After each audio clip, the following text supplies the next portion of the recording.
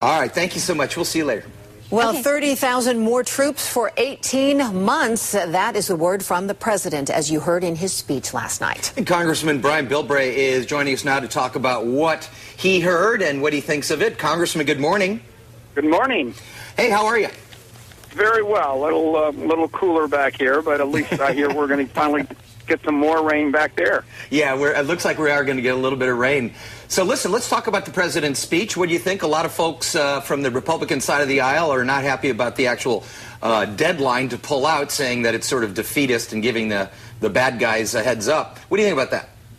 Well, I really question the president's intentions on that. Now, he was doing it to push the Afghanis to step up and start bearing more of the burden, get their training level up and everything else. I didn't see a deadline set by President Bush on Iraq, and I think that was one of the reasons why we were successful. Basically, guys, get used to it.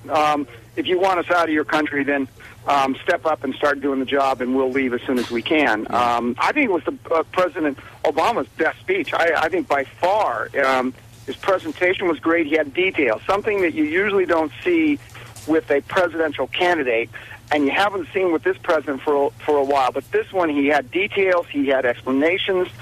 Even if you didn't like the 18-month limit, the presentation was probably the best he ever had. In fact, you could really tell he had practiced hard on this speech. The close, where he leaves his teleprompter, which has been a security blanket for this president, he leaves it, abandons it, looks the public right in the eye, and makes his closing statement. It was really a well-presented speech. I don't think we've seen anything like this since Ronald Reagan. And something else that he did, he was very focused in the mission there. I mean, some say that the timetable, the 18 months, poses a risk, but he was very definitive in exactly what the mission is in Afghanistan.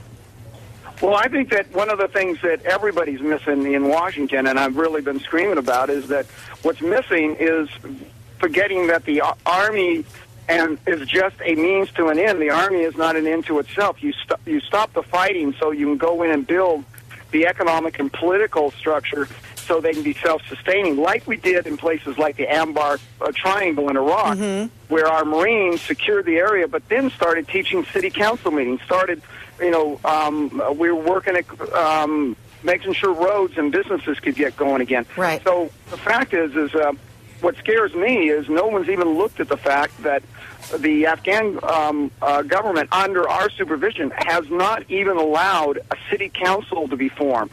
A governor in Iraq, Afghanistan now is appointed by the president and the federal government.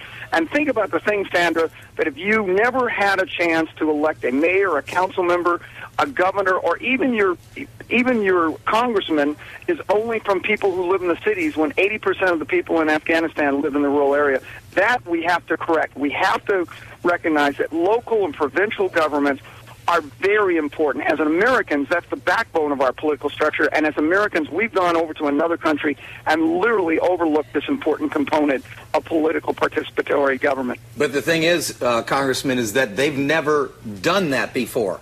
They are literally living in tribes, in caves, and in mountains. I mean, democracy to them is like some foreign word. They don't know what it is.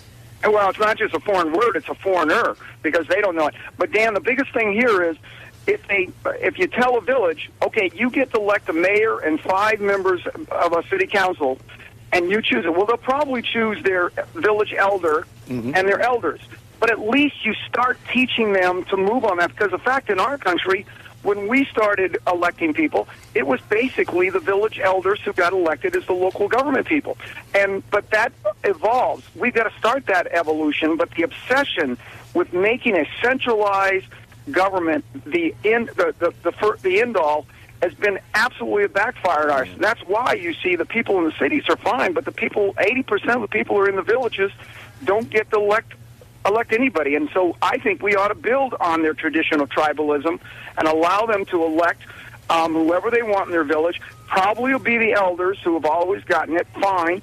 And then we'll at least have some structure that they understand and have a human face to elections. We talk about democracy, but it's an abstract until you say, yeah, I know Joe. I trust Joe. Joe's somebody who's who's my village elder, I'm going to vote for him. And then they start feeling this connection between an election and their life. Right now, an election is nothing but a symbolic ritual that has no effect on their life. All right. Appreciate your thoughts, Congressman, this morning. Thanks so much for taking time out of your busy day, and hopefully we'll see you back here in San Diego real soon. Absolutely. Thank you very much. All right. Thanks. All right, Congressman. Thanks.